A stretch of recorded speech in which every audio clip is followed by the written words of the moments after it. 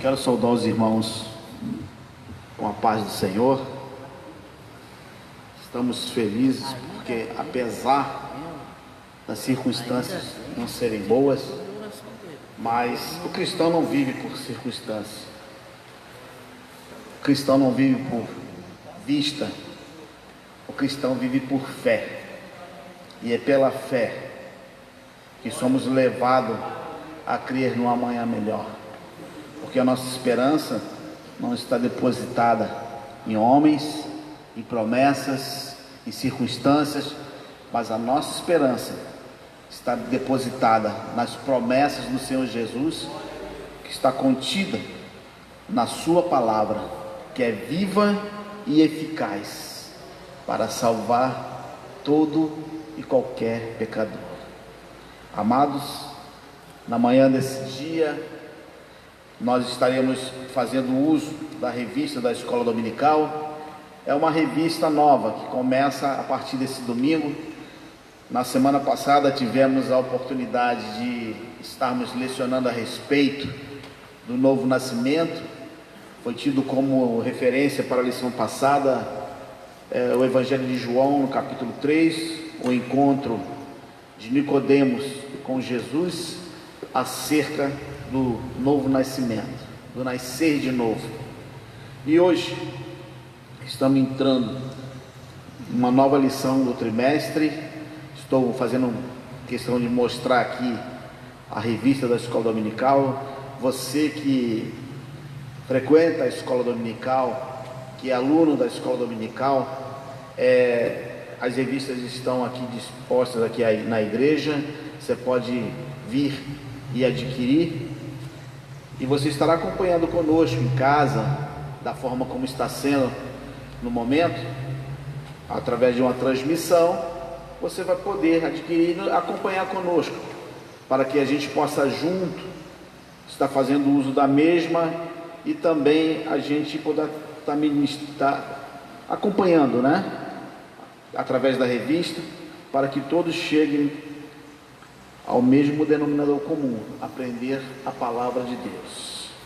Eu gostaria nessa manhã, para os irmãos que ainda não têm revista, e creio que a maioria não a tenha, abra suas Bíblias lá na carta do apóstolo Paulo aos Efésios, no capítulo 1. Nós estaremos lendo o versículo 1 e o versículo 2.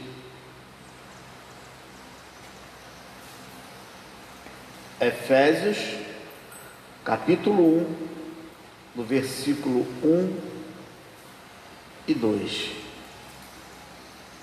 Glória a Deus.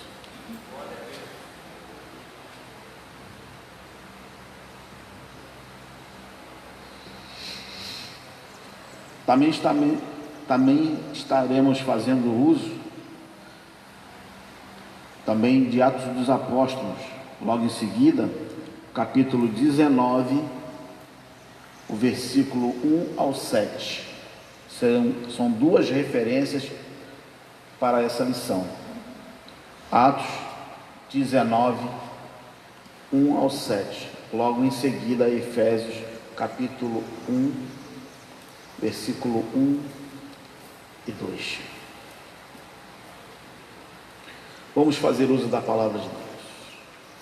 Efésios 1, versículo 1 e 2, que diz: Paulo, apóstolo de Jesus Cristo, pela vontade de Deus, aos santos que estão em Éfeso e fiéis em Cristo Jesus. A vós, graça e paz, da parte de Deus, nosso Pai, e da parte do Senhor Jesus Cristo. Atos 19, de 1 a 7. E sucedeu que, enquanto Apolo estava em Corinto, Paulo, tendo passado por todas as regiões superiores, chegou a Éfeso, e achando ali alguns discípulos, disse-lhes: recebestes vós já o Espírito Santo quando crestes? E eles disseram-lhe: nós nem ainda ouvimos que haja Espírito Santo. Perguntou-lhes então: em que sois batizados então? E eles disseram: no batismo de João. Mas Paulo disse: certamente João batizou com o batismo do arrependimento, dizendo ao povo que cresce no que após ele havia de vir, isto é, em Jesus Cristo. E os que ouviram foram batizados em nome do Senhor Jesus. E impondo-lhes Paulo as mãos, veio sobre eles o Espírito Santo, e falavam línguas e profetizavam. Estes eram ao todo uns 12 varões. Bendito seja o nome do Senhor. Queridos, nessa manhã nós estaremos fazendo uso desta revista sobre a carta aos Efésios. Saudações aos destinatários. A carta aos Efésios, ela é uma carta muito peculiar. É uma carta que se difere um pouco das outras cartas que Paulo já tinha escrevido. O autor, já dissemos, é o apóstolo Paulo. E essa carta, ela foi escrita mais ou menos entre 60 a 61 depois de Cristo. Nesse período, o apóstolo Paulo escreveu essa carta. A primeira coisa que me chama a atenção aqui é que nós temos aqui duas referências para falar do mesmo assunto, como nós acabamos de ver. Uma é a própria carta aos Efésios, e a outra é adotada a leitura em Atos dos Apóstolos, no capítulo 19. Nós podemos dizer a esse respeito? A gente pode dizer a esse respeito que as duas passagens falam diretamente do mesmo assunto. Porque quando a gente lê a carta do apóstolo Paulo, já está falando do assunto em si. E em segundo lugar, quando o autor da lição ele adota Atos dos Apóstolos, capítulo 19, ele está falando de algo que aconteceu antes da carta ser escrita. Porque é uma passagem que há em Atos que vai falar de quando o apóstolo Paulo ele esteve ali na cidade de Éfeso e ele prega o Evangelho. Inclusive a leitura que nós fizemos vai falar justamente disso. Então, o que é que acontece? A segunda leitura que nós fazemos em Atos, ela mostra Paulo chegando em Éfeso, encontrando ali discípulos e perguntando a eles se eles em que eles foram batizados. E eles falam que foram batizados no batismo de João. O batismo de João, todos nós sabemos que é o batismo nas águas, né? Porque Paulo vinha pregando João vinha pregando no deserto, e ali muitos que o seguiam criam na palavra que ele proferia, e ali, para arrependimento dos pecados, eles se batizavam em água. E Paulo em seguida vai, impõe-lhes as mãos, e o Senhor os batiza com o Espírito Santo. E mais à frente, Paulo vai e escreve uma carta para a igreja que estava em Éfeso, não é verdade? E o que a gente pode fazer em relação à lição? Vamos fazer esse pequeno comentário antes para que a gente se situe, se a gente se acha no texto, para entender melhor o que a lição discorre a respeito da igreja de Éfeso. Mas a gente não tem condições de falar da carta se a gente não conhecer um pouquinho da cidade de Éfeso, não é verdade? Éfeso era uma cidade que ficava no litoral oeste da Ásia Menor. E nesse local havia um porto muito importante nessa cidade, era um porto comercial, era um porto que tinha uma rota importante para o comércio da Ásia. E Éfeso hoje, ela estaria localizada no atual país da Turquia, e nós encontraríamos lá todo esse local que está descrito na Bíblia. Se nós formos na Turquia hoje, nós encontramos, né, resquícios da antiga cidade. Os arqueólogos já encontraram bastante coisas que evidenciam a existência e a veracidade dos relatos bíblicos, né? E a gente vê que havia uma importância muito grande. A igreja de Éfeso, que nós vemos aqui, que Paulo ele prega ali na Ásia Menor, no capítulo 19 de Atos, também podemos falar a esse respeito, que essa é uma das 7 igrejas que a gente vê em Apocalipse. A gente não vê as 7 cartas às igrejas da Ásia lá em Apocalipse? Então Éfeso é uma dessas igrejas que está ali mencionada nas cartas do apóstolo Paulo, né? E a gente vai encontrar essa passagem lá em Apocalipse, no capítulo 2 a gente vai ver a igreja de Éfeso ser mencionada. Inclusive, aquilo que ela é repreendida é porque o Senhor diz para ela que muito ela já tinha feito, mas que ela tinha deixado também o primeiro amor para trás, e era necessário que ela voltasse ao primeiro amor.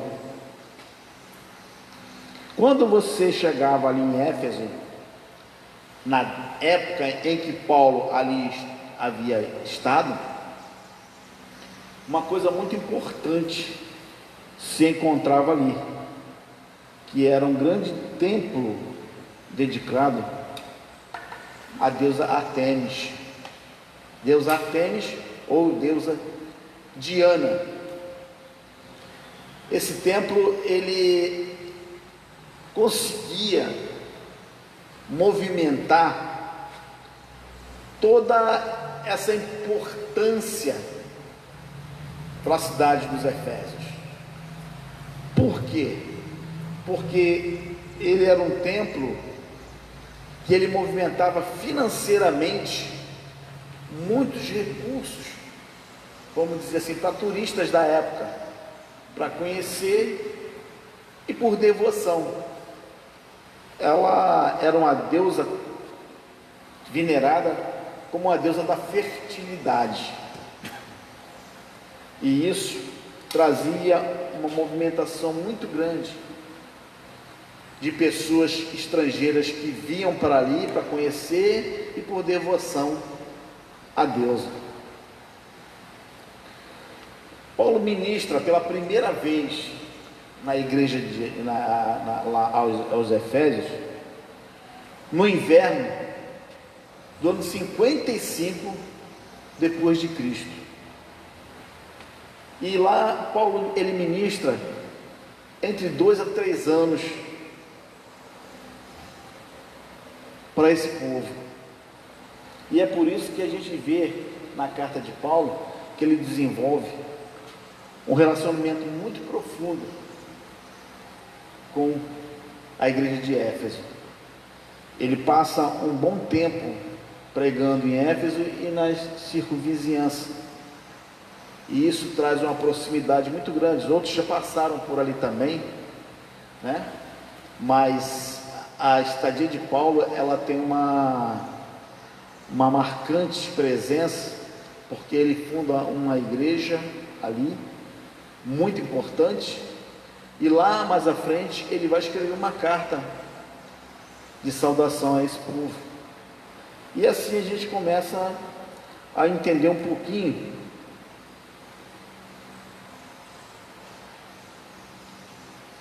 dessa cidade. A gente vai voltar novamente a comentar mais alguma coisa a respeito, mas vamos começar a acompanhar pela revista para a gente poder se situar melhor.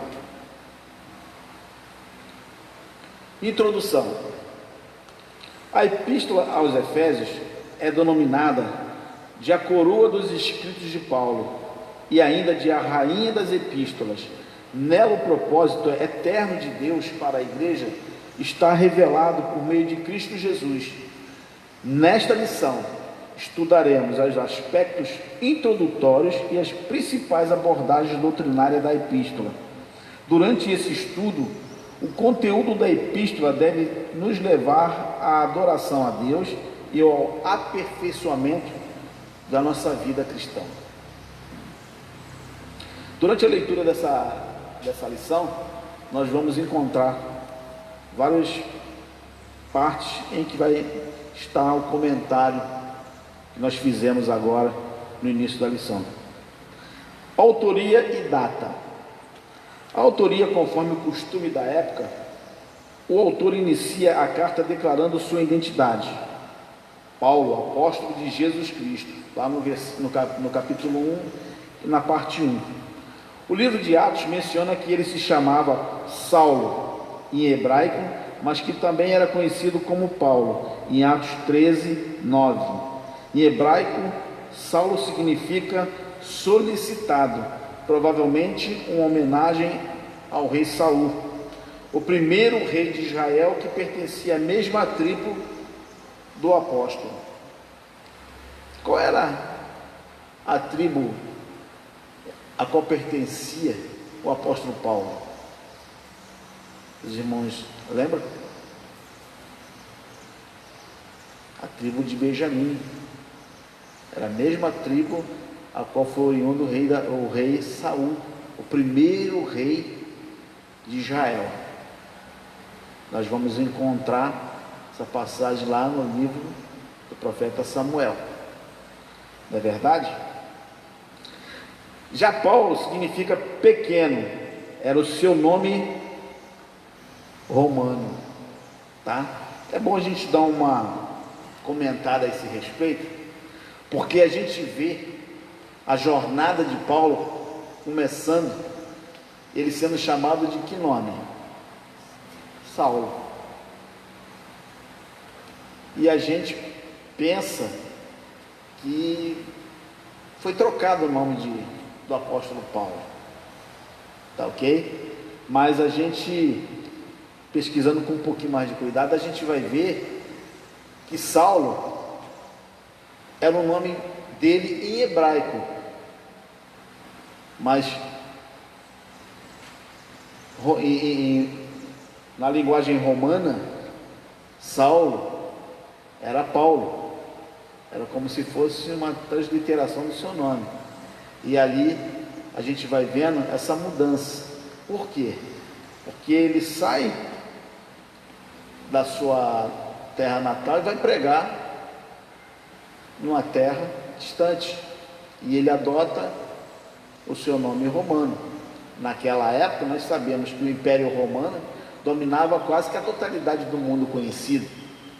Era um império que tinha um vasto poder de domínio em relação ao mundo existente na época, né? Então a gente já aprendeu o quê? Que Saulo é o nome do apóstolo, né? Em hebraico, e Paulo, não é verdade? Era o seu nome romano. Lá em Atos dos Apóstolos, capítulo 22, versículo 25. A assinatura apostólica, no tópico 2. A assinatura apostólica nas 13 cartas de sua autoria, o apóstolo se identifica como Paulo, nunca como Saulo, provavelmente por considerar o nome mais apropriado para evangelizar o mundo gentílico. Olha o que nós falamos, né? Ele estava fora da sua terra. A gente entende por gentílico todo aquele que não era judeu, né? Vamos ler Romanos, capítulo 11, versículo 13. Porque convosco falo, gentios, que enquanto for apóstolo dos gentios, glorificarei o meu ministério. Porque falo, porque convosco falo, gentios, que enquanto for apóstolo dos gentios, glorificarei o meu ministério. então Paulo, ele mesmo se revela como apóstolo dos gentios, ou seja, aquele que, por orientação do Espírito Santo de Deus, né, ele sai da sua terra e vai buscar outros povos que não são da descendência de Abraão, que é o povo gentílico, e para eles vai levar o quê? As boas novas do Evangelho, não é verdade?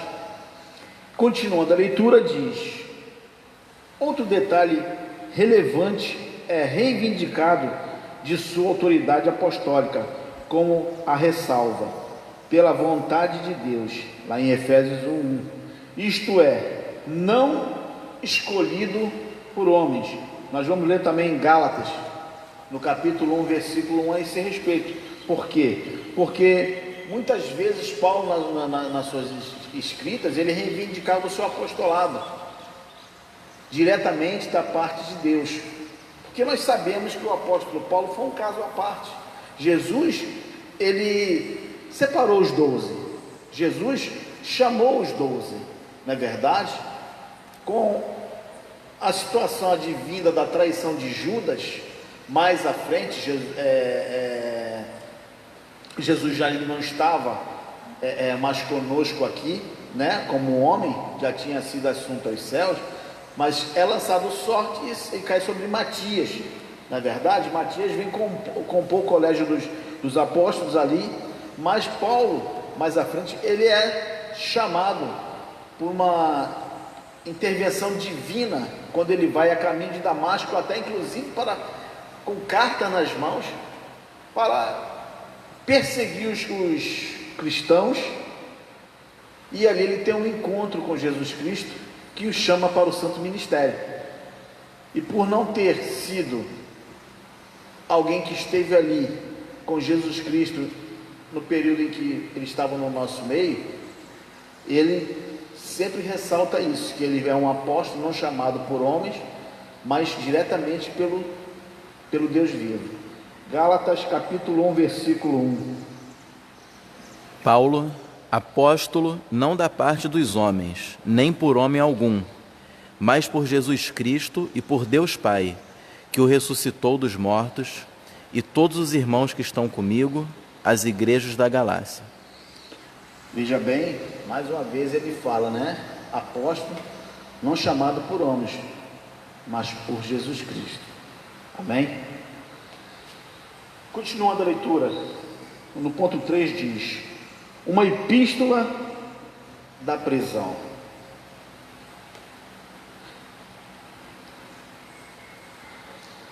A carta aos Efésios, irmãos, aqui é um comentário extra revista, e nós vamos voltar aqui e confirmar isso. Ela foi escrita entre os anos 61 e 62 depois de Cristo.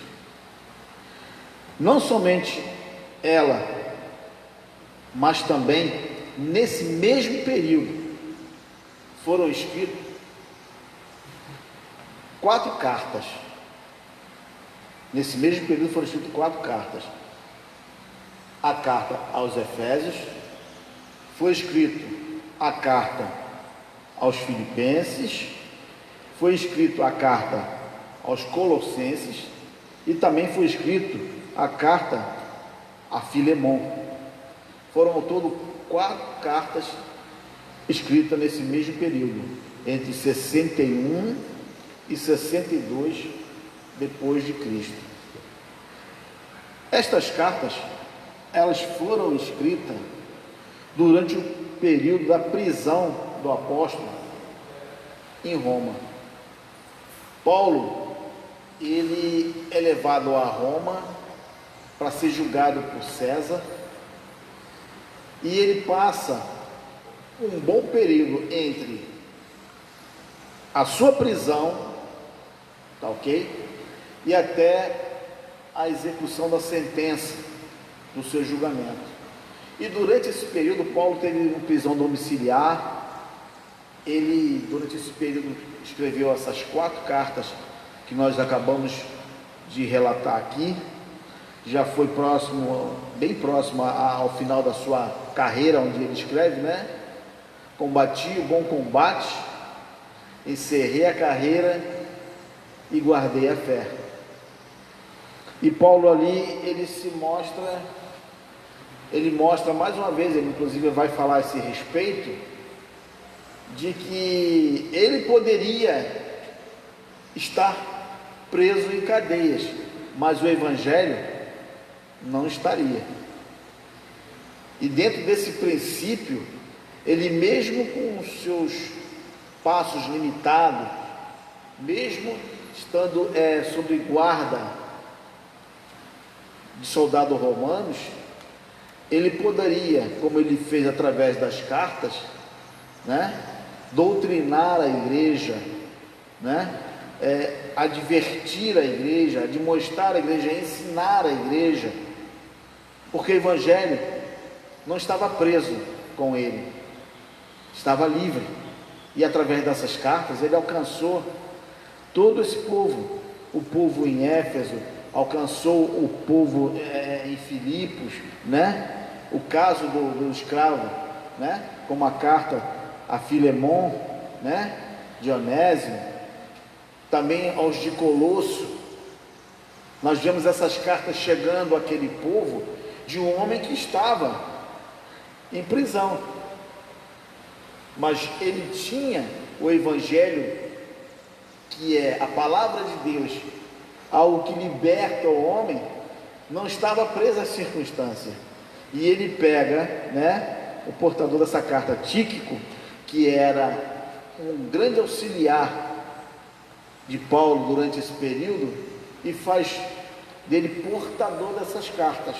E essas cartas chegam ao seu destino, e ela tem um grande efeito na vida do povo que estava nessas cidades. Ali, aquelas cartas ali, elas foram tão importantes que até hoje nós fazemos o uso da mesma para nossas vidas. É o Evangelho que não conhece 4 paredes, é o Evangelho que não está preso à circunstância, é o Evangelho que não só está preso, mas também tem a capacidade, o poder, a autoridade de libertar vidas. Ele não só está preso, mas também liberta vidas. E vidas que muitas vezes não estão presas a cadeias visíveis. A cadeias visíveis também, mas principalmente as cadeias invisíveis, que são as cadeias que aprisionam a alma do homem. Quanto ao corpo, a assinatura de um magistrado, de um juiz, um decreto, uma lei, ela pode soltar o corpo, pode ou não pode? Pode soltar. Hoje nós conhecemos como habeas corpus. O sujeito que comete um erro, vai preso por alguma situação. O advogado encontra uma brecha na lei que ele pode usar a favor do seu réu, do seu cliente, e ali o juiz emite um habeas corpus. E o homem pode ser livre daquela prisão. Mas quanto à alma do homem, só o Evangelho liberta. Só o Evangelho pode abrir as portas dessa cadeia que é invisível aos olhos, mas que escraviza a alma humana. Só o Evangelho, só a palavra de Deus pode libertar a alma humana e prepará-la para viver eternamente com Deus. E as cartas de Paulo, apesar dele estar em prisão, tiveram esse efeito na sua totalidade. Eram palavras que advertia, que ensinava, mas também que libertava a alma do homem, direcionando ao caminho verdadeiro, que é a palavra de Deus. Não é verdade? Continuando a leitura, nós vamos ver uma epístola da prisão. A epístola foi escrita no período em que Paulo se encontrava preso em Roma. Ele se identificava como prisioneiro de Jesus Cristo, o preso do Senhor e o embaixador em cadeias. Isso indica que era uma carta enviada do cárcere. Por essa razão, ele integra o rol das epístolas da prisão redigida aos Efésios, como eu falei, aos Filipenses, aos Colossenses e a Filemon. São essas cartas que ele escreveu durante o seu período de prisão em Roma. Data, ponto 4. De acordo com Atos, após realizar 3 viagens missionárias e implantar igrejas na região do Mediterrâneo, Paulo esteve em prisão domiciliar. Nós fizemos esse comentário. Por cerca de 2 anos. Um bom período ele passou em prisão domiciliar, entre os anos 60 a 62 depois de Cristo, aproximadamente esse período. A partir dessa premissa, a data provável da redação da epístola aos Efésios ocorreu por volta do ano 61 e 62 depois de Cristo, tendo Tíquico como seu portador, assim como também nós já comentamos a esse respeito. Mais um comentário nosso, dependente da revista. Propósito dessa carta. Efésios revela, irmãos, o ministério da igreja como nenhuma outra epístola, como eu falei no início. Em Efésios, na carta aos Efésios, a intenção secreta de Deus é revelada. Ficou meio assim, né? Meio confuso, mas nós vamos desmiuçar isso. Se a carta de Efésios, a intenção secreta de Deus é revelada, significa que a intenção de Deus, que nessa carta ela é revelada para nós, era uma forma de Deus formar um corpo para expressar a plenitude de Cristo. Esse corpo, ele não seria só formado por judeus, mas também por gentios e todos quanto crescem no Senhor Jesus. Nós vamos ver um pouco mais à frente da lição por que nós estamos falando que ali a intenção de Deus em Éfeso era criar, né, formar um corpo que não fosse só formado pelos judeus, mas também pelos gentios. Nós vamos ter esse entendimento quando a gente continuar aqui a nossa lição. E voltando à lição, lá no tópico 2, que diz os destinatários. A cidade de Éfeso, ela foi fundada por volta do ano 1050 antes de Cristo. Tornou-se um centro político, comercial e religioso da Ásia Menor, atual país da Turquia. Era uma cidade litorânea cujo porto desaguava no mar Egeu. Na sua principal sua rua principal era pavimentada em mármore, com colunas trabalhadas em ambos os lados. Era considerada uma metrópole de cerca de 500.000 habitantes. Tinha o maior anfiteatro do mundo, com capacidade para 20.000 espectadores. Próximo dali ficava o estádio, com a pista de corridas e arena onde ocorriam as lutas entre animais selvagens, como também entre homens e animais. Quando a gente lê aqui a constituição dessa cidade de Éfeso, a gente começa a notar que para a época era algo que era verdadeiramente esplendoroso. Imagina uma rua pavimentada de mármore, com colunas de um lado e de outro. Hoje a gente já não encontra isso, Imagina para aquele tempo. E nós vemos também que a gente encontra na cidade um anfiteatro com capacidade para acomodar 25 mil espectadores. O que te leva a pensar? A princípio você vai ver que a cidade de Éfeso não era uma cidade qualquer.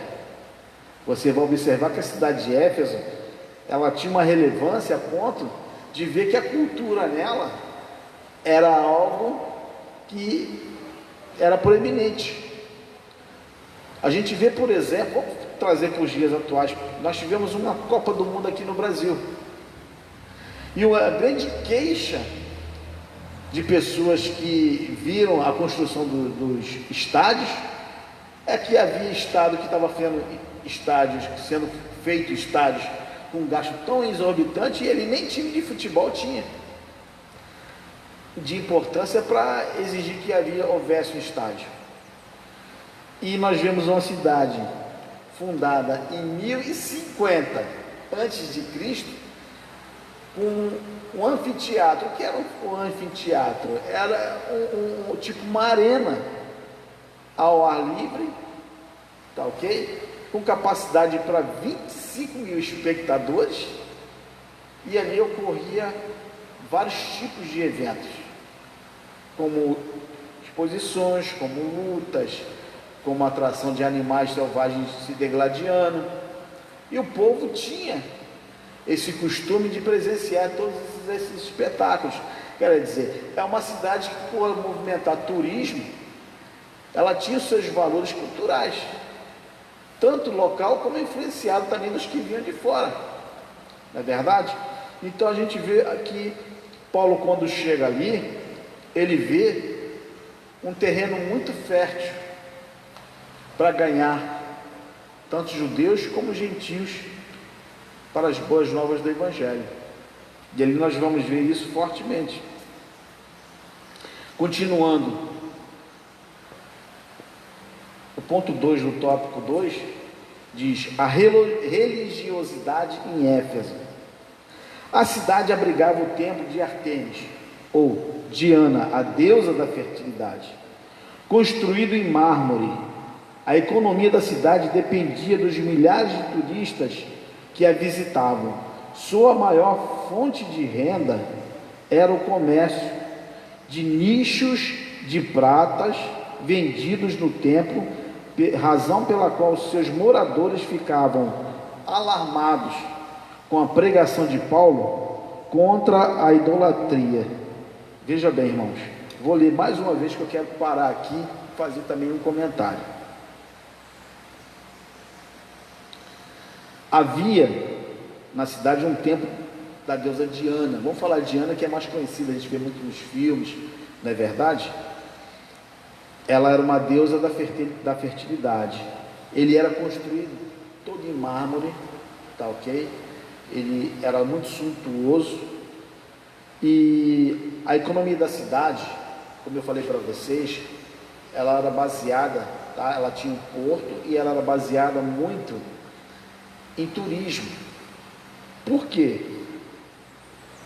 Porque ela tinha um templo que atraía muita gente. Vocês querem ver uma coisa? Vamos fazer outra comparação? Não sei se alguns dos irmãos que estão aqui presentes hoje, que estão nos assistindo em casa, já foram a Aparecida do Norte. Temos lá um grande templo católico, né? Me parece até que estão construindo um segundo. E é levado a esse local durante praticamente quase o ano inteiro uma grande quantidade de romarias, né?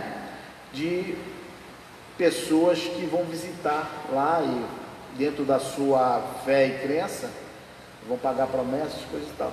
Vocês já pensaram, se tirar o templo dali, o que fica do local? Está arriscado, Aparecida do Norte, desaparecer do mapa. Porque o que movimenta a cidade é o templo, são os romeiros que lá vão para visitar. Em Éfeso tinha uma situação muito parecida com essa. E aqui diz que a cidade dependia de milhares de turistas que a visitavam. Sua maior fonte de renda era o comércio de nichos de prata.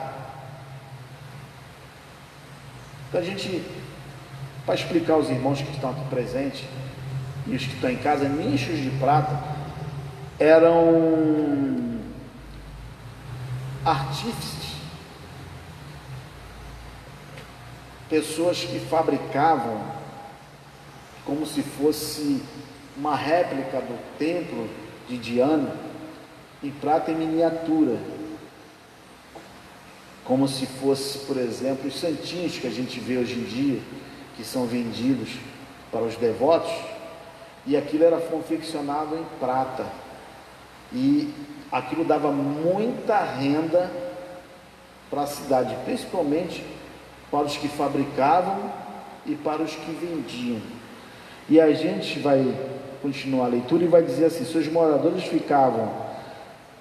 razão pela qual seus moradores ficavam alarmados com a pregação de Paulo contra a idolatria. Por quê? Porque quando a gente vai lá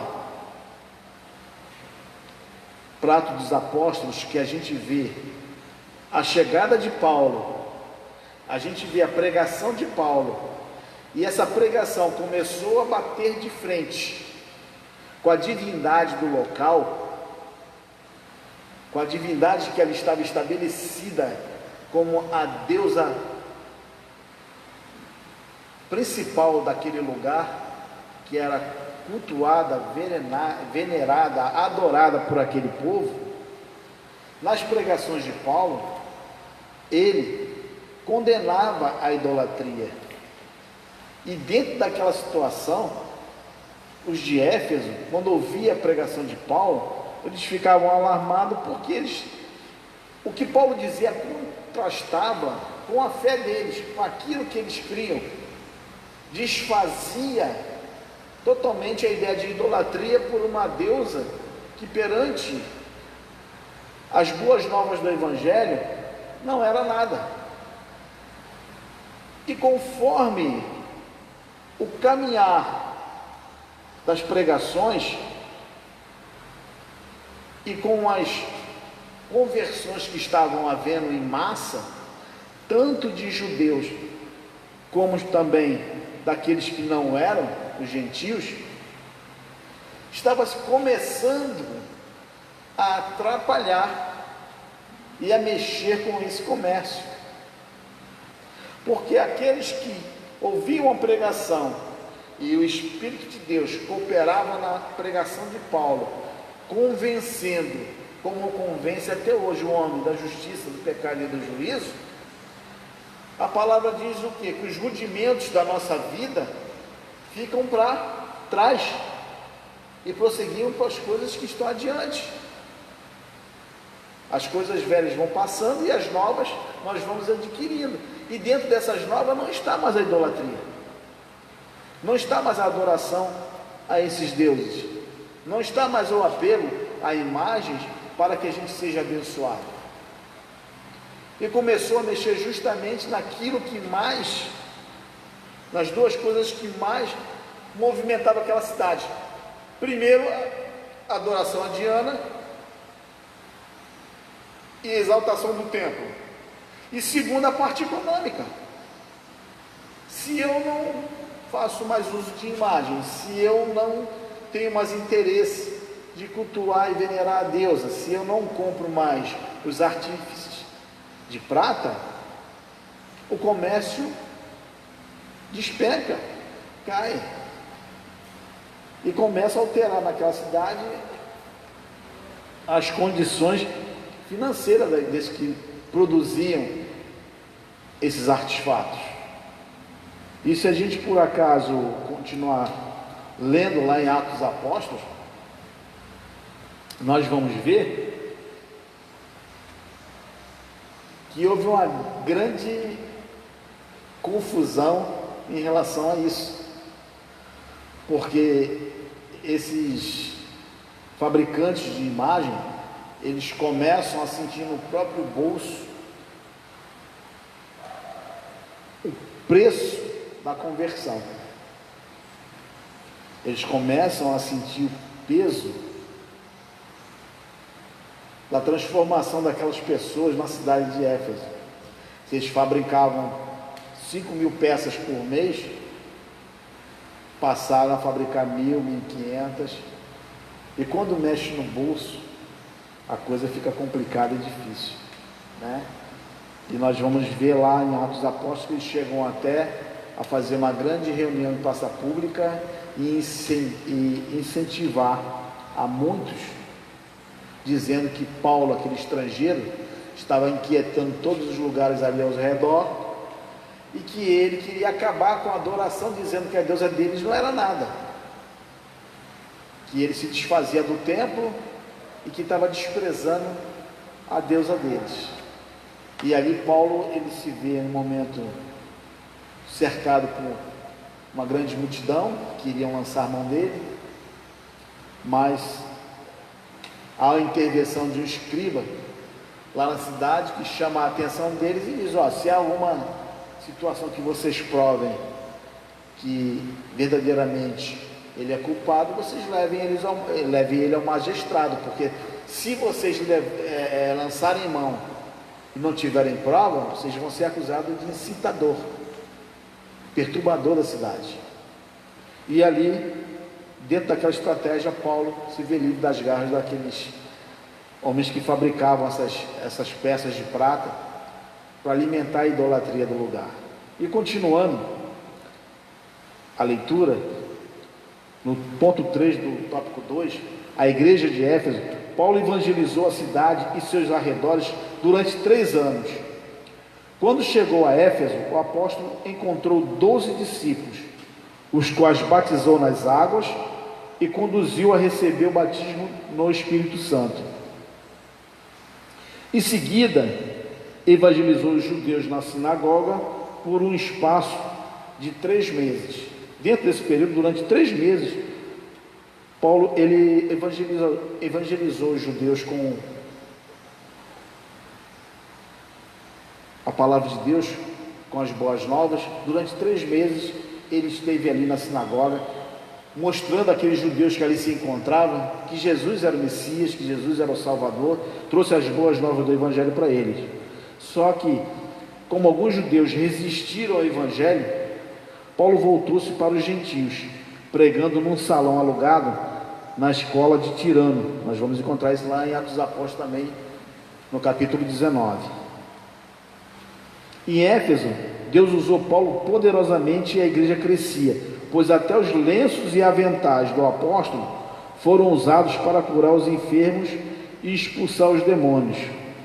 Grandes líderes da igreja também passaram por Éfeso, como Apolo, que ministrou ali, foi instruído por Priscila e Áquila. Timóteo também foi designado para pastorar na cidade. E segundo Irineu, que foi um bispo grego do 1º século, o apóstolo João também liderou a igreja. Eu gostaria só de dentro dessa leitura voltar um pouquinho antes, quando fala que que a igreja crescia, pois até os lenços e aventais de Paulo eram usados para curar os enfermos e expulsar demônios. Amados, a gente vê que por falta de conhecimento o povo perece. E esse povo não é o povo comum, não, é o povo de Deus mesmo. Por falta de conhecimento, o povo perece. A gente vê tanta coisa que está escrito na Bíblia e a gente foge do texto, foge do contexto, foge do momento histórico, foge do agir do Espírito Santo para aquele momento na igreja, e a gente quer aplicar nos dias de hoje totalmente fora de razão. A gente vê aí, infelizmente, até verdadeiras loucuras sendo pregadas em nome do Evangelho, que se adaptou a um crescimento por convicção, convencimento, não digo nem convicção, mas convencimento, e não convertimento, que é algo totalmente diferente de convencimento. Começamos a atribuir a coisas físicas para aumentar a fé das pessoas, quando a Bíblia diz, a palavra de Deus diz que a fé, ela vem pelo ouvir, e ouvir a palavra de Deus. Se eu precisar de um ponto de contato físico para aumentar a minha fé, eu vou aumentar qualquer coisa dentro de mim, menos a fé. Porque se eu tiver que aumentar a minha fé com ponto de contato físico, duas situações há: ou eu recebi uma nova revelação extrabíblica que eu não acredito, ou a palavra está errada, e eu não acredito em nenhuma das duas coisas. Nem que eu no caso que eu quero dizer, essas pessoas tenham recebido uma nova revelação extrabíblica, e nem que a palavra de Deus esteja errada, porque ela é inerrante. E dentro dessa situação a gente vê muitos subterfúgios, e muitos vão por esse caminho. Aqui nesse momento houve uma necessidade do Espírito de Deus trabalhar na vida de Paulo dessa forma. Imagine você entrando numa cidade, não é verdade? De Éfeso, com 500.000 habitantes. Acho que isso chega até perto da população de Nova Iguaçu, não? A metade da população de Nova Iguaçu. Imagina você aqui para pregar o evangelho para todo esse povo. Você não vai ter condições de dar subsídio a todos que vão crendo, porque o Espírito de Deus, de uma forma tremenda, ele ia salvando vidas naquele lugar. E foram meios que Deus criou naquela circunstância, naquela situação. Quer dizer que Deus não opera hoje, não pode fazer mesmo? Pode, mas é uma coisa muito peculiar e temos que ter cuidado com isso. E escola dominical é para isso, é para orientar, instruir, direcionar, ensinar, e aqui nós estamos, amém? Então que a gente possa ter conhecimento da palavra de Deus e pedir a Deus discernimento para saber o que é e o que não é da parte dele, amém? Continuando, ponto 4, a saudação epistolar. A saudação é a mais breve dentre todos os escritos de Paulo. Ele dirige aos santos e fiéis em Jesus Cristo, isto é, aqueles que foram separados e consagrados para ser a propriedade exclusiva de Deus. Paulo os cumprimenta com as palavras graça e paz, uma expressão que lembra o favor gratuito e imerecido de Deus. Quanto aos destinatários, a maioria dos intérpretes considera que a epístola era uma carta circular, destinada aos cristãos de maioria gentílica, das muitas igrejas da Ásia, provenientes de Éfeso, a metrópole mais importante daquela região. Tópico 3. O propósito da mensagem.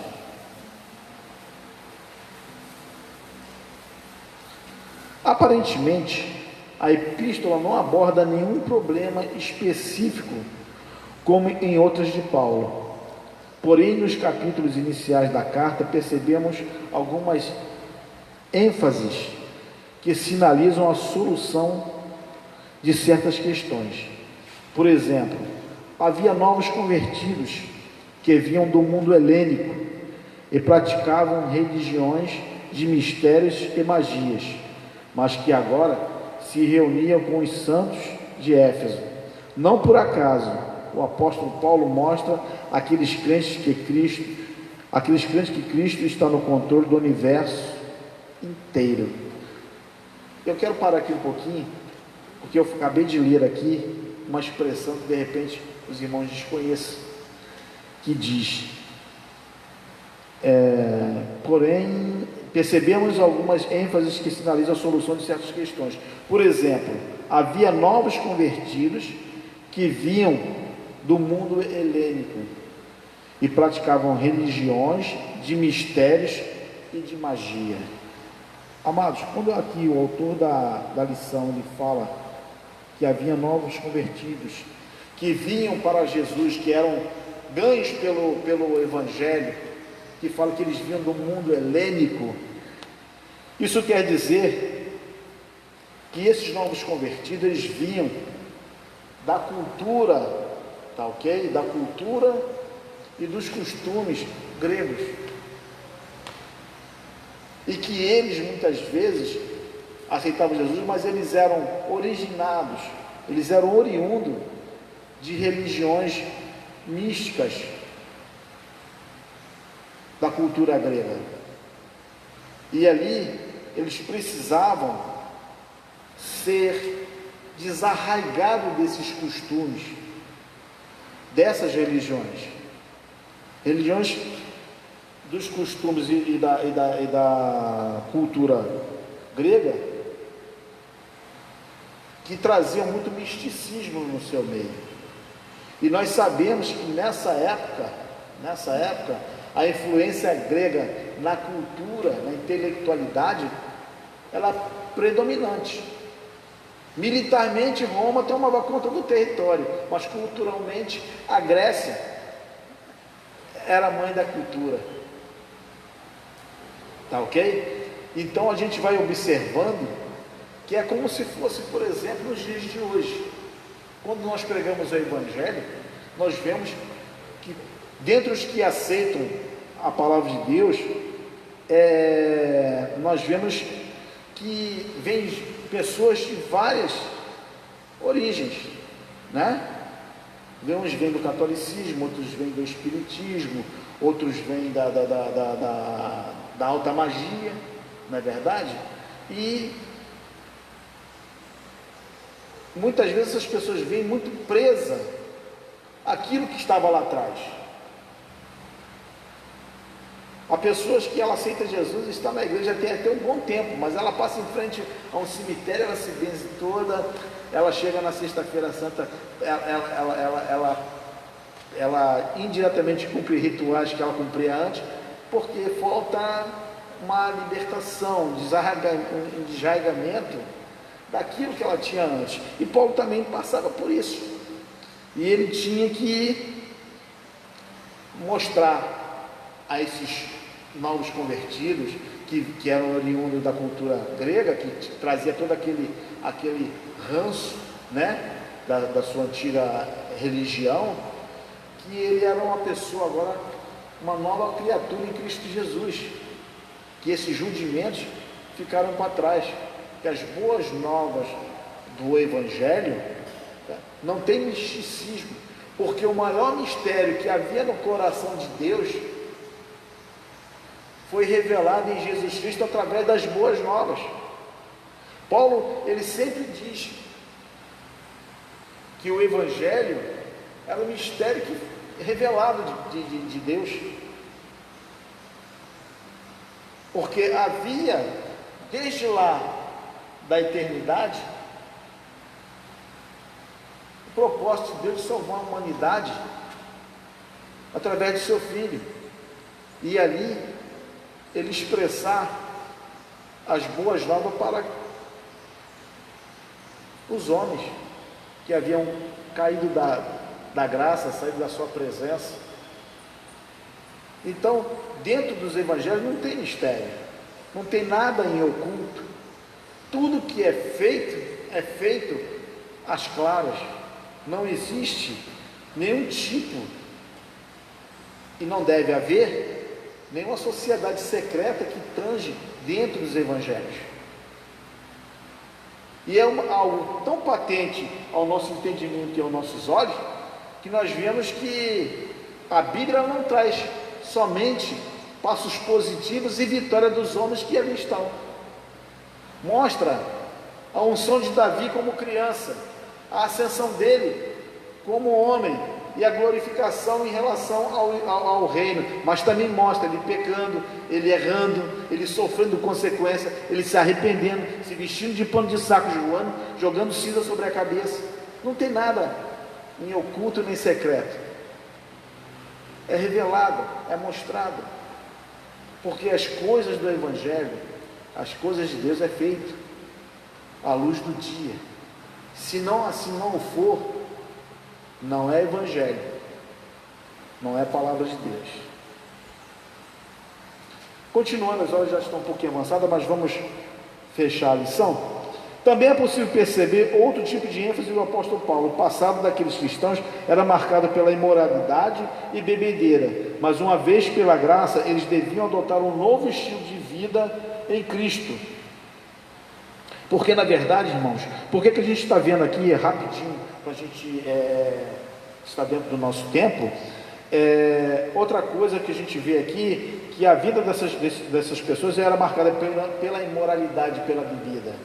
Porque na verdade, o templo de Diana, ele não tinha só uma ação turística, não. Ele tinha um grande peso e influência espiritual naquela cidade. Por que vocês acham, por exemplo, que Diana era a deusa da fertilidade? Fertilidade fala de procriação, não fala? Ou estou enganado?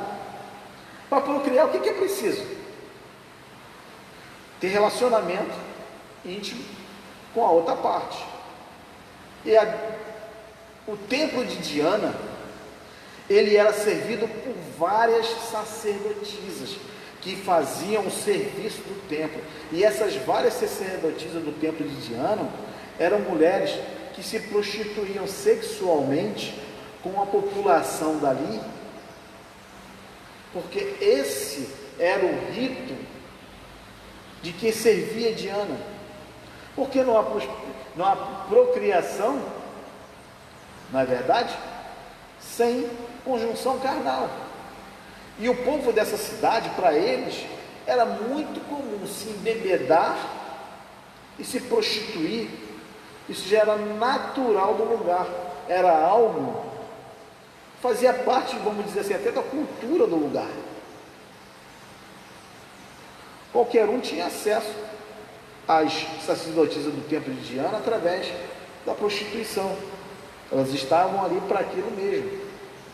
Então aquilo tinha uma influência muito grande espiritualmente falando. A idolatria, a promiscuidade, a bebedeira, tá ok? Assim como a gente vê em muitas situações dos dias de hoje também.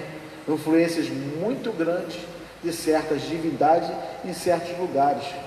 Porque nós vemos uma diferença, às vezes, muito grande. A gente diz assim, no Brasil a gente vive com dificuldade, o salário é baixo, isso, aquilo, outro, tem muito assalto, mas eu queria viver em tal lugar assim, porque lá todo mundo vive bem, lá ninguém sente falta disso ou daquilo, outro tem segurança. Só que, irmãos, em cada lugar, as forças do mal têm uma forma diferente de trabalhar. Se vocês forem ver nesses países onde são abastados, procura fazer um levantamento do número de suicídio que acontece nesses lugares. Você tem que comer, você tem que beber, mas tem a alma e o espírito totalmente vazio da ausência de Deus. Você quer ver uma coisa muito difícil de você encontrar? Você aqui no Brasil, você tropeça na porta de um templo e bate com a cabeça na porta de outro. Você vai, por exemplo, para a Europa, onde está lá o coronavírus avassalando a multidão, procura um templo evangélico. Eu procurei durante 30 dias e não encontrei um, e não foi num país só. Não encontramos ali nenhum local que você pudesse entrar e cultuar verdadeiramente a Deus. Então, às vezes, a dificuldade que você vive num país como o nosso, em relação às coisas materiais, você nunca teve tanta oportunidade de ouvir a palavra de Deus e ser salvo, como a graça que está sobre essa nação, que você tem liberdade ainda de pregar e ouvir a palavra de Deus. Não deixe que esse tempo se confirme de prenúncio do final dos tempos, sem que esse povo ouça a palavra de Deus através de nós e que nós mesmos venhamos a nos consertar diante de Deus e ver o que está faltando. Para a gente terminar, Destaca-se ainda a preocupação com a unidade e a paz entre os judeus e gentil-cristãos, enfatizada pelo plano universal da redenção para ambos.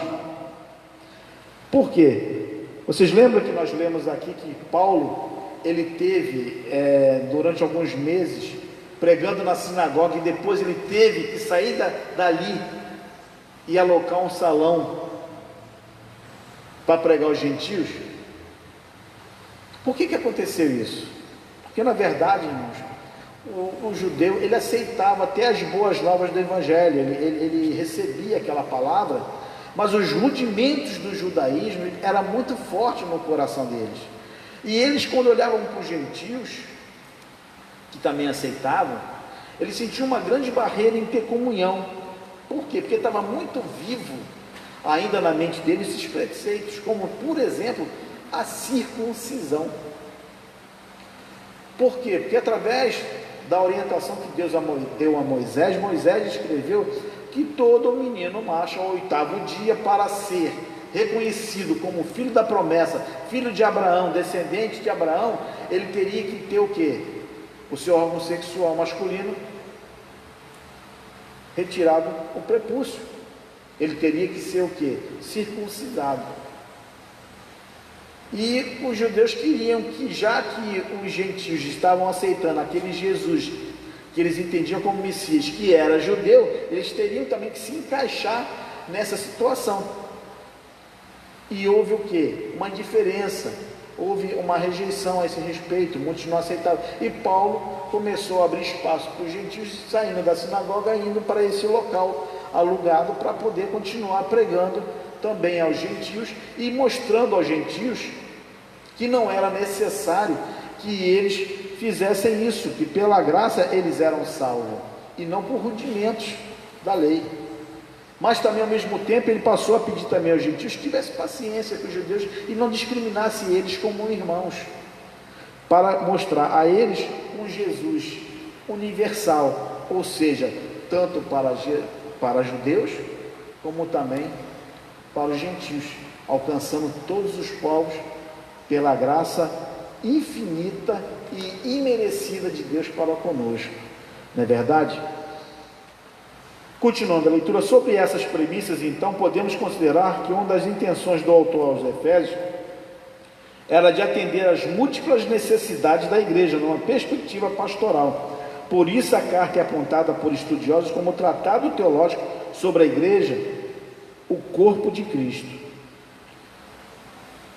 Ponto 2 do tópico 3. A mensagem de Éfeso gira em torno da sua temática: Jesus Cristo, a cabeça, a igreja, o corpo. Assim podemos classificar os desdobramentos desse assunto nos seguintes eixos temáticos. Número 1, a consumação do plano eterno de Deus na pessoa de Jesus Cristo. 2, a atuação do Espírito Santo como penhor da experiência de salvação. 3, a reconciliação dos povos por intermédio da cruz de Cristo. 4, a revelação do mistério da vontade de Deus por obra do Espírito Santo. 5, um novo estilo de vida baseado na unidade, na comunhão com o Espírito, na frutificação, na adoração e na intercessão no Espírito. Os novos relacionamentos conjugais e a luta contra o diabo. Portanto, a epístola contém uma nova combinação de doutrina, fé e prática da vida cristã, ou seja, de tudo quanto Deus fez e do que se espera que a igreja faça.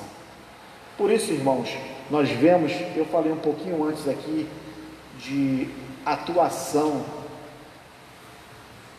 maligna em certos lugares, como espíritos territoriais, como situações como nós vemos, por exemplo, Daniel, que vai receber uma resposta de Deus, e ali o anjo diz que ele já tinha descido há um tempo atrás, mas que o príncipe da Pérsia ele tinha impedido a sua chegada para trazer revelação. São assuntos que lá em Efésios, no capítulo 6, fica bem exposto para a gente ter esse entendimento. É uma epístola que é a que mais se aprofunda sobre atuações no mundo invisível, como também fala sobre batalha espiritual. É onde Paulo mais se aprofunda em falar de armas espirituais que nós podemos ter para rechaçar essa situação, principalmente ali onde ele estava. Por que em Éfeso? Porque nós vamos ver ali uma grande atuação na esfera espiritual em relação àquele personagem que ali já estava assentado, aceitado, deificado e idolatrado por uma cidade inteira.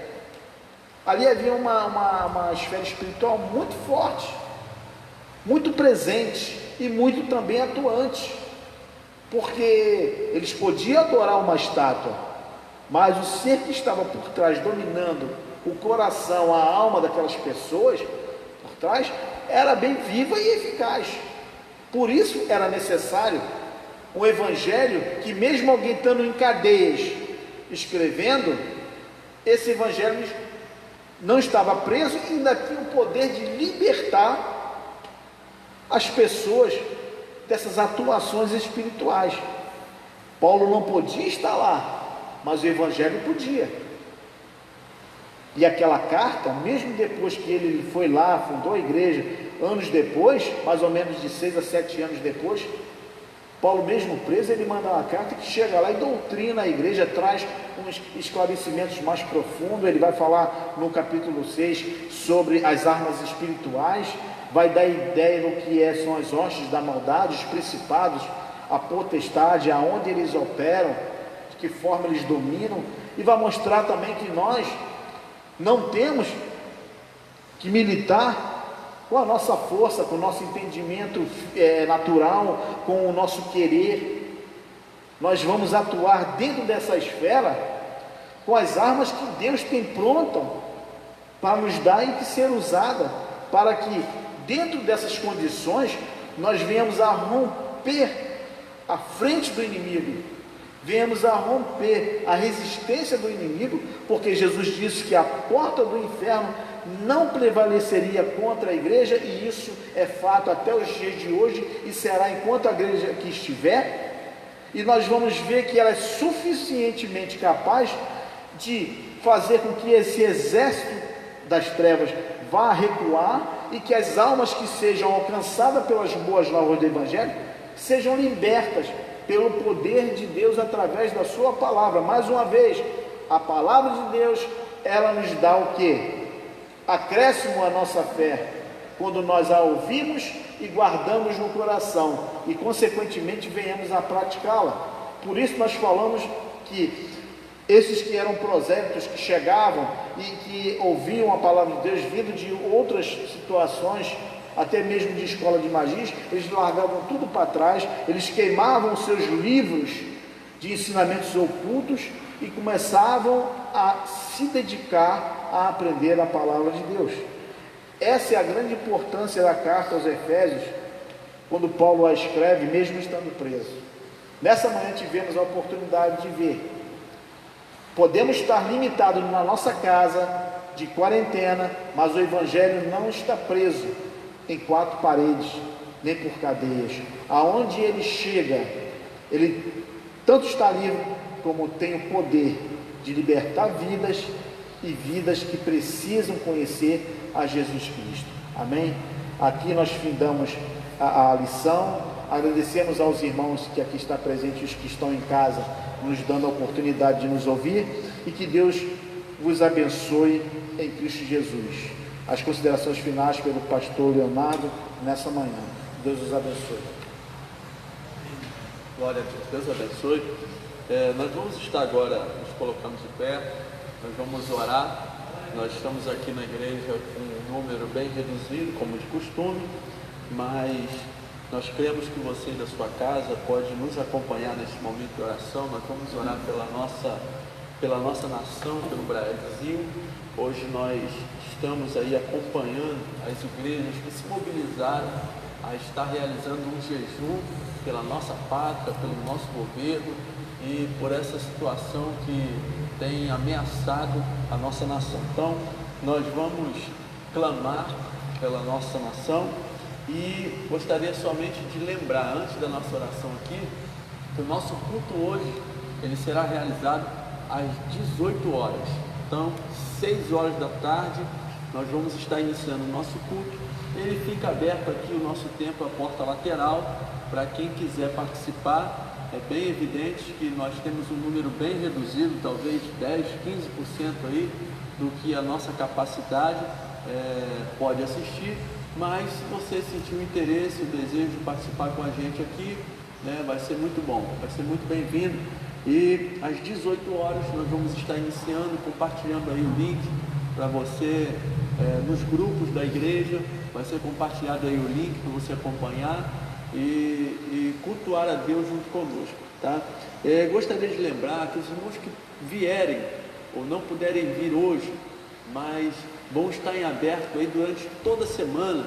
A nossa igreja está sendo aberta na parte da manhã, como também na parte da noite. À noite, ela está funcionando aqui de 6 da tarde até as 8 da noite. Nós temos aqui uma comissão de obreiros para receber os alimentos que têm sido entregues aqui para ajudar as famílias que precisam ser assistidas. Então, a fome ela não para, As pessoas que continuam ainda desempregadas, então precisa ser assistida pela igreja, e nós contamos aí com a colaboração de todos os irmãos, tá? De trazer o seu alimento, o seu quilo, para a gente estar fazendo aí um montante e poder auxiliar essas famílias. Então traz aí seu alimento hoje à noite ou durante a semana, escolhe um dia na semana para trazer o seu alimento e abençoar, nos ajudar a abençoar famílias, tá? Então, e também nós vamos estar entregando hoje à noite a nossa revista da escola dominical, que foi passada hoje aqui, a primeira lição, Então, nós temos aí por tema a igreja eleita. Então nós estamos ali com um pacote ali com algumas revistas. Se você quiser adquirir, faça contato conosco e a gente vai estar dando um jeitinho aí de te entregar essa revista. Amém? Vamos orar agora? Vamos orar, feche seus olhos agora, vamos orar em especial pela nossa nação. Senhor nosso Deus, nós queremos te agradecer por mais uma manhã aqui, Senhor, reunidos para aprender acerca da tua palavra. Ó Deus, nós te pedimos, ó Deus, que o Senhor possa estar abençoando a vida do presbítero Roberto, que foi um canal para abençoar as nossas vidas aqui nesta manhã, acerca deste ensino. Nós queremos, ó Deus, te pedir que a bênção do Senhor recaia sobre a vida dele, como de todos aqueles que estão aqui conosco, participando deste momento de escola bíblica dominical. Pai, nós queremos agora aproveitar também este momento de clamor para estar te pedindo, ó Deus, pela nossa nação, pelo nosso país. Nós queremos te pedir, Pai, pela nação brasileira. Hoje, Senhor, existem milhares, existe, por que não dizer milhões de pessoas que se mobilizaram a estar te clamando durante este dia 5 de abril. Ó Deus, o dia que foi separado para a tua igreja estar te buscando através de oração e jejum. E o nosso propósito, ó Deus, é te pedir que o Senhor abençoe toda a liderança deste país, que o Senhor, Pai, possa estar abençoando, Senhor, o presidente Bolsonaro, os governadores, ó Deus, os prefeitos, Senhor, a cada liderança, a cada governo, Senhor, ó Deus, que o Senhor possa estar neutralizando, Senhor, esta praga que tem amedrontado, Senhor, o mundo e também o nosso país. Nós queremos colocar diante de Ti, porque nós cremos no poder da oração. Nós temos vários exemplos de nações que foram atingidas por ameaças, Pai, e quando o povo se colocou na posição de oração, o Senhor cessou a praga. O Senhor, Pai, confundiu a medicina, confundiu os homens sábios. O Senhor sempre tem um poder, Senhor, que confunde, Senhor, o homem. E nós queremos te pedir, realiza um milagre, Pai. Realiza um milagre na nossa nação. E confunde, Senhor, toda a expectativa, toda a estatística humana diante deste vírus, Pai. Ó Deus, confunde, Senhor, todos os números que estão, Senhor, sendo esperados a partir de amanhã, Senhor, para este país, Pai. Ó Deus, causa uma revolução na saúde dos moradores deste país. Nós colocamos diante de Ti, ó Pai, cessa esta praga, cessa esta enfermidade, Pai, em nome de Jesus. Não deixa com que os nossos idosos sejam, ó Deus, apagados a nossa história, as nossas experiências, Pai, em nome de Jesus. Abençoe, Pai, a nossa nação, em o nome do Senhor Jesus Cristo. Nós colocamos diante de Ti os irmãos que agora estão dentro das suas casas. Nós Te pedimos que a bênção do Senhor possa agora ser derramada sobre a vida de cada um deles, Pai, em o nome de Jesus, e que tenhamos um domingo abençoado na Tua presença, em nome de Jesus, amém. Vamos levantar as nossas mãos e abençoar nosso país. Repita comigo: Brasil, Brasil, seja abençoado, em nome de Jesus. Você pode aplaudir a Jesus aí? Deus abençoe a sua vida. Nós assim fundamos a nossa escola bíblica dominical. Muito